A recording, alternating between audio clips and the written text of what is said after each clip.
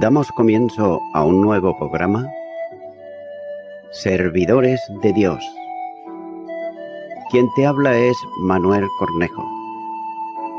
Estaré compartiendo la palabra de Dios y lo haré de una manera expositiva, versículo a versículo. Y en esta ocasión será en la primera carta a los Corintios, capítulo 16 y versículo 13, donde dice: Velad, está firme en la fe, portaos varonilmente y esforzaos. Comienza diciendo este versículo, velad. Vemos cómo la situación del mundo de aquel entonces, con sus peligros morales y sociales, los problemas de falsas doctrinas que procuraban introducirse en la Iglesia y también la falta de espiritualidad, etcétera, etcétera, exige que los creyentes estén continuamente alerta. Y es que por esa razón, el apóstol escribe 4 recomendaciones que al estar los verbos en presente de imperativo deben de tomarse como un mandamiento apostólico para todo el tiempo, ya que es un llamamiento para mantenerse dispuestos y también diligentes, ya que el enemigo no cesa de actuar y por tanto ellos deberían de estar en continua atención. La primera carta de Pedro, capítulo 5 y versículo 8, dice: Sed sobrios y velad, porque vuestro adversario, el diablo, como león rugiente, anda alrededor buscando a quien devorar. Es una necesidad vital para aquella iglesia en sus circunstancias internas. El llamamiento tenía un eco especial en la responsabilidad de los ancianos, a los que siempre el apóstol despertó al cuidado del rebaño y también a la vigilancia pastoral, puesto que de entre los mismos líderes saldrían lobos que no perdonarían al rebaño. Hechos de los Apóstoles, capítulo 20 y versículo 28, dice: Por tanto, mirad por vosotros y por todo el rebaño en que el Espíritu Santo os ha puesto por obispos, para apacentar la iglesia del Señor, la cual Él ganó por su propia sangre. Sigue diciendo este versículo: estar firme en la fe. Vemos la segunda demanda tiene que ver con la firmeza en la fe, ya que las materias de fe no son discutibles y deben de ser sustentadas, puesto que no vienen de los hombres, por reflexiones humanas, sino que proceden directamente de parte de Dios. Primero, por medio de los apóstoles, y luego en el escrito bíblico del Nuevo Testamento, de modo que han de mantenerse con firmeza. La doctrina no tiene que ver con el tiempo ni con las condiciones sociales o personales, puesto que la palabra de Dios es atemporal y absolutamente inamovible en cualquier sociedad y en cualquier situación. En defensa de la fe se confronta una continua lucha. Me ha sido necesario escribiros exhortándoos que contendáis ardientemente por la fe, que ha sido una vez dada a los santos. Judas, versículo 3. Es por eso que la fe es inalterable, puesto que ha sido dada una sola vez a los creyentes. Estas verdades inmutables son las verdades del Evangelio, porque proceden de Dios, no pueden ser alteradas. Gálatas capítulo 1 y los versículos 6 al 9 nos dice: Estoy maravillado de que tan pronto os hayáis alejado del que os llamó por la gracia de Cristo, para seguir un evangelio diferente. No que haya otro, sino que hay algunos que os perturban y quieren pervertir el evangelio de Cristo. Mas si aún nosotros, o un ángel del cielo, o anunciare otro evangelio diferente del que os hemos anunciado, sea anatema. Como antes hemos dicho, también ahora lo repito: si alguno os predica diferente evangelio del que habéis recibido, sea anatema. La falta de firmeza en la fe convierte a los creyentes en niños espirituales, ya que ellos son fácilmente arrastrados por los vientos de doctrinas que soplan contra la Iglesia. Efesios capítulo 4 y versículo 14 dice: para que ya no seamos niños inflectuantes, llevados por doquiera de todo viento de doctrina, por estratagema de hombres, que para engañar emplean con astucia las altimañas del error. Ahora bien, note que para mantenerse firme en la fe es preciso conocerla, ya que quien no conoce la doctrina puede ser engañado, como el apóstol dice: nadie os engañe por medio de filosofías y huecas sutilezas, según las tradiciones de los hombres, conforme a los rudimentos del mundo, y no según Cristo. Colosenses capítulo 2, versículo 8. Y de ahí la urgente necesidad de enseñar la doctrina a la congregación. Predicar la palabra es la ocupación propia del liderazgo de la Iglesia, ya que el pastor ha de proveer de enseñanza bíblica a los creyentes. Y no se trata de predicar algo de la palabra, sino toda la Escritura. Predicar en la Iglesia para creyentes no es exponer la Escritura simplemente o enseñarla sistemáticamente, sino darla como un mensaje que Dios encomienda a un servidor que ha seleccionado para ello, ya que es una proclamación hecha en el nombre de Dios. La segunda carta a los Corintios, capítulo 5 y versículo 20, dice: así que somos embajadores en nombre de Cristo, como si Dios rogase por medio de nosotros, os rogamos en nombre de Cristo, reconciliaos con Dios. Tiene que ver con la transmisión de un mensaje fundamental, en sentido de establecido o determinado por Dios, que debe ser aceptado y obedecido como tal. Y así lo hizo Jesús.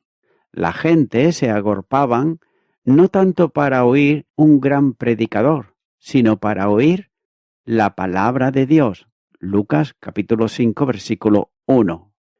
Cuando predicaba, anunciaba el Evangelio del reino de Dios. Lucas capítulo 8 versículo 1. Y lo que predicaba y también enseñaba era la palabra de Dios. Juan capítulo 17 versículo 6 dice: he manifestado tu nombre a los hombres, que del mundo me dites, tuyos eran, y me los dites, y han guardado tu palabra.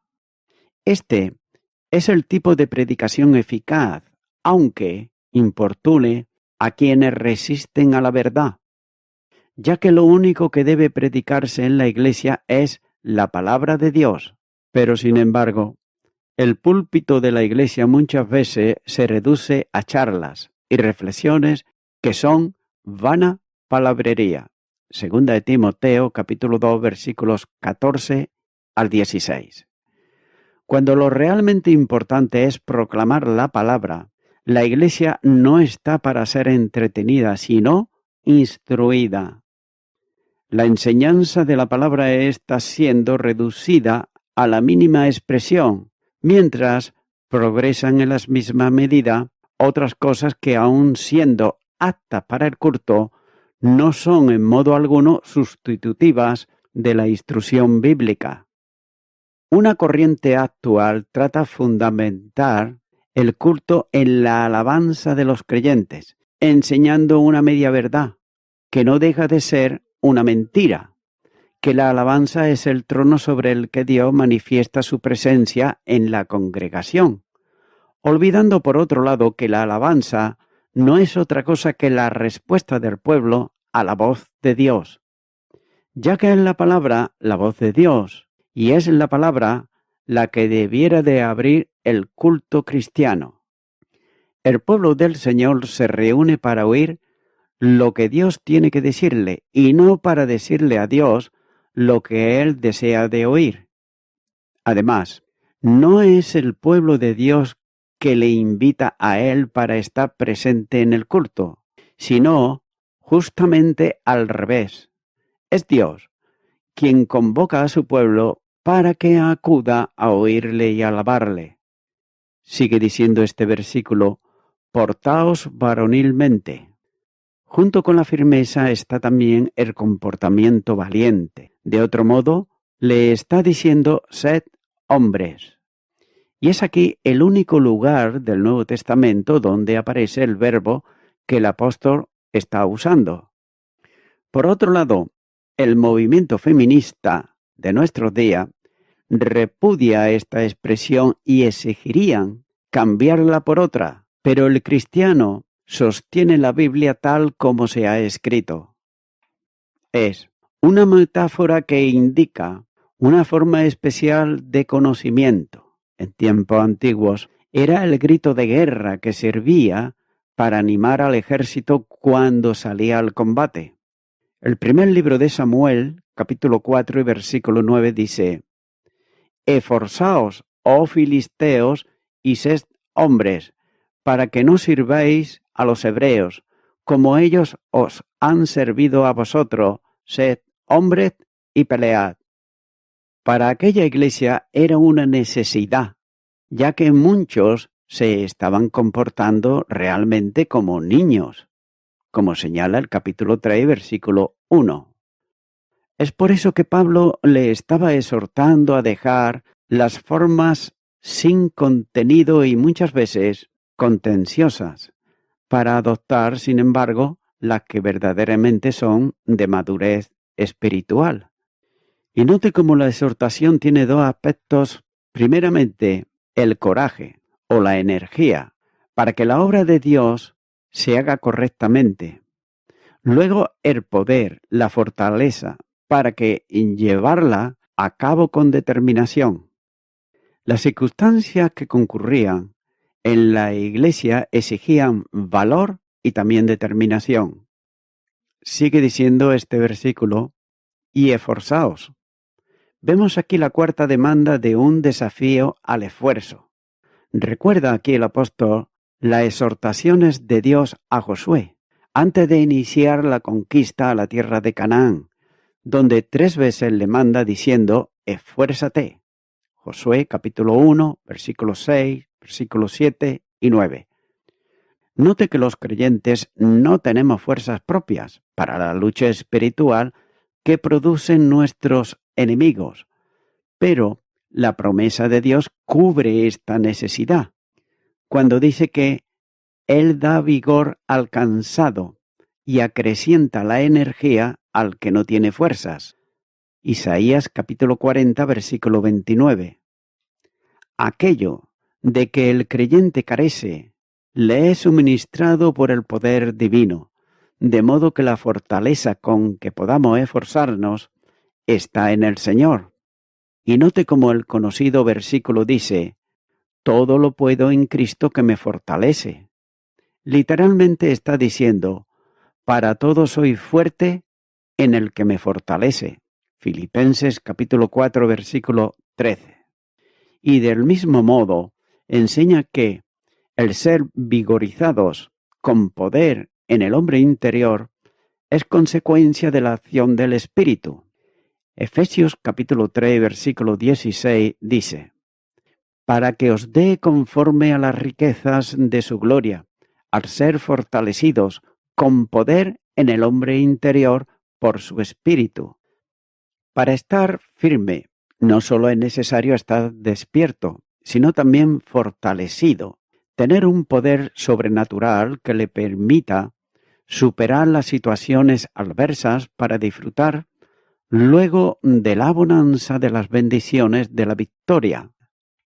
También los recursos divinos permiten superar cualquier situación o experiencia en la vida cristiana. No es que el cristiano sea capaz para todo, sino que tiene recurso de fuerza para cualquier conflicto. Tengas en cuenta que la fortaleza viene de Cristo, ya que de Él proceden todos los recursos de poder para la vida cristiana. La verdad enseñada antes sobre la resurrección y glorificación de Jesús se hace experiencia en esta exhortación en una sola palabra, de modo que separados de Él no es posible absolutamente nada. El Evangelio de Juan, capítulo 15, versículo 5, dice: Yo soy la vid, vosotros los pámpanos. El que permanece en mí y yo en él, éste lleva mucho fruto, porque separados de mí nada podéis hacer.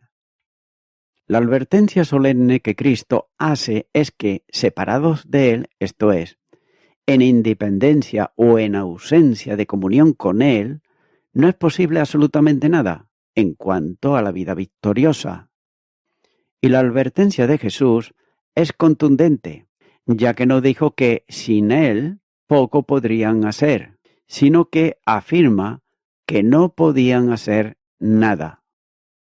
Téngase en cuenta que cuando el creyente hace algo por sus propias fuerzas sin recibir la provisión de poder y de vida de Cristo, serán simplemente apariencias piadosas, pero en realidad obras humanas que no glorifican a Dios y además conducen a la derrota espiritual. El gran secreto para cumplir la demanda del apóstol es entender con claridad que cuando soy débil, entonces soy fuerte. Segunda de Corintios, capítulo 12, versículo 10. El poder de Cristo habita en el que depende absolutamente de la gracia, como el Señor dijo al apóstol, y me ha dicho: bástate mi gracia, porque mi poder se perfecciona en la debilidad. Segunda de Corintios, capítulo 12, versículo 9. Es una enorme bendición que llena de paz el alma del creyente el saber que el ayudador en quien están todos los recursos de poder está siempre al lado, en todo lugar y en toda circunstancia. La segunda carta de Timoteo capítulo 4 y versículo 17 dice: Pero el Señor estuvo a mi lado y me dio fuerzas para que por mí fuese cumplida la predicación y que todos los gentiles oyesen. Así fui librado de la boca del león. Con los recursos de Dios se puede cumplir el mandamiento que el apóstol establece aquí cuando dice: esforzaos. Continúo con el versículo 14, donde dice: todas vuestras cosas sean hechas con amor. Una de las debilidades de la congregación en Corinto era la falta mutua de amor, demostrada en intransigencias, en divisiones, en pecados, etc. De ahí que cuando ya la carta está a punto de concluirse, el apóstol haga aquí un llamamiento a la práctica del amor. Y en la conclusión esencial para la vida cristiana, ya que cuanto se haga sin amor es como ruido carnal, como nos enseña la primera carta a los Corintios, capítulo 13, versículo 1. Por tanto, el apóstol le habla y les dice que de manera que yo, hermanos, no puedo hablaros como a espirituales, sino como a carnales, como a niños en Cristo. Notamos que el amor está predominando y también presentándolo todo, ya que este mandamiento pudiera ser el resumen más breve de la enseñanza del capítulo 13. La exhortación era verdaderamente necesaria para aquella iglesia, pero no lo es menos para cada iglesia y creyente en el día de hoy. Quien vive a Cristo no puede sino amar como Cristo, y nadie puede decir que ama al Señor si no ama también a todos los hermanos. No es posible una vida de comunión plena en la iglesia y de testimonio para el mundo alejados de la esfera del amor entre hermanos, ya que el testimonio del Evangelio tiene que ver con esto como Jesús enseñó en Juan capítulo 13 y los versículos 34 y 35, donde dice: un mandamiento nuevo os doy, que os améis unos a otros, como yo os he amado, que también os améis unos a otros. En esto conocerán todos que sois mis discípulos, si tuvieseis amor los unos con los otros. Y voy concluyendo con esto.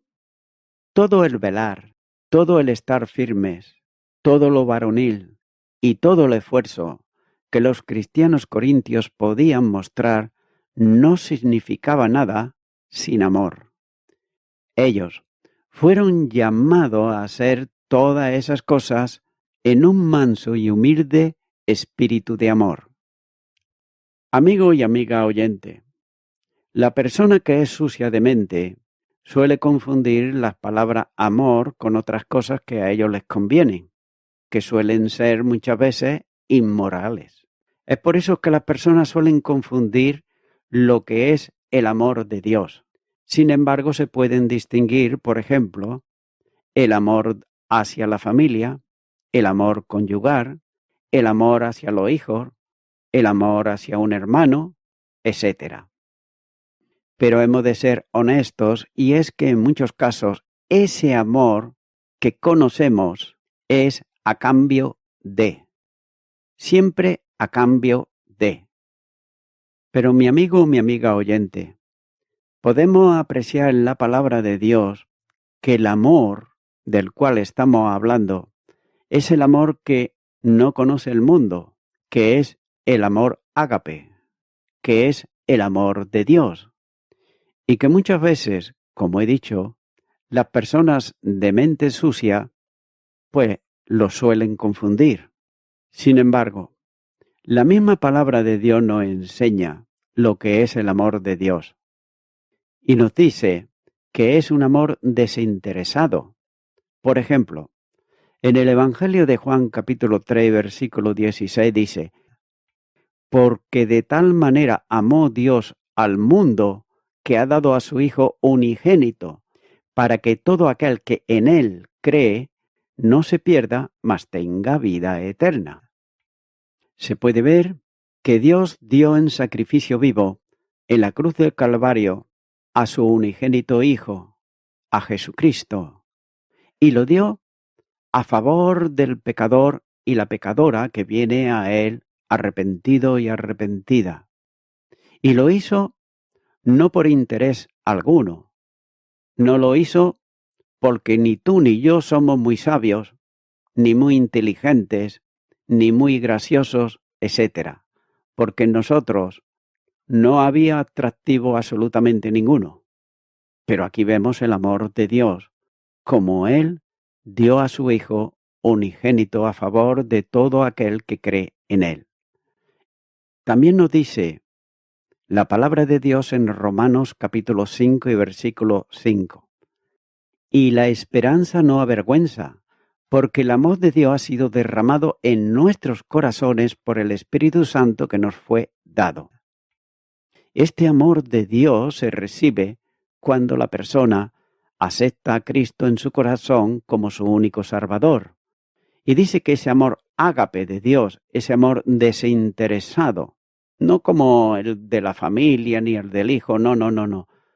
El amor de Dios dice que ha sido derramado en nuestros corazones por el Espíritu Santo. Mi amigo, mi amiga, oyente, si tú aún no has recibido esa clase de amor de Dios que viene del cielo, si tú aún no le has pedido perdón a Dios por tus delitos, por tus pecados, si aún eres una persona que estás confundida, confundiendo los amores del mundo con el amor de Dios, déjame decirte que estás completamente equivocado o equivocada. Necesitas venir a Cristo para conocer el verdadero amor que viene de parte de Dios. Por ello, mi amigo, mi amiga oyente, yo te invito ahora a que tú puedas hacer una oración de fe cortita, pero esto sí, de corazón. Ora conmigo y repite y di ahí a dónde estás. Señor Jesucristo, quiero pedirte perdón por haber confundido lo que es el amor de Dios con el amor del mundo. Yo ahora te pido perdón por todos mis pecados que he cometido, pero que ya no quiero cometer más, y me arrepiento de ellos, y creo lo que dice tu palabra, que tú envíate a tu unigénito Hijo para todo aquel que cree que no se pierda, mas tenga vida eterna. Yo lo creo. y te recibo ahora en mi corazón como mi único y suficiente Salvador.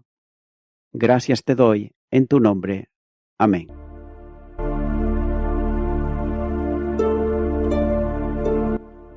Amigo y amiga oyente, si tú has hecho esta oración de corazón, te recomiendo que comiences a orar a Dios, en primer lugar, en el nombre del Señor Jesucristo. Orar a Dios no es rezar, sino que es hablar con una persona. También te recomiendo que leas la palabra de Dios y lo hagas a diario. Comienza, por ejemplo, con el Nuevo Testamento. Y también, por último, te recomiendo que para que puedas crecer espiritualmente, te congregues en una iglesia cristiano-evangélica, donde se predique, se enseñe y se practique la sana doctrina y la palabra de Dios. Congrégate ahí y con el tiempo podrás crecer espiritualmente y también servir al Señor Jesucristo. Que Dios te bendiga. Y a toda la audiencia, nuevamente ya me estoy despidiendo de todos ustedes y será hasta el próximo programa. Que Dios os bendiga a todos.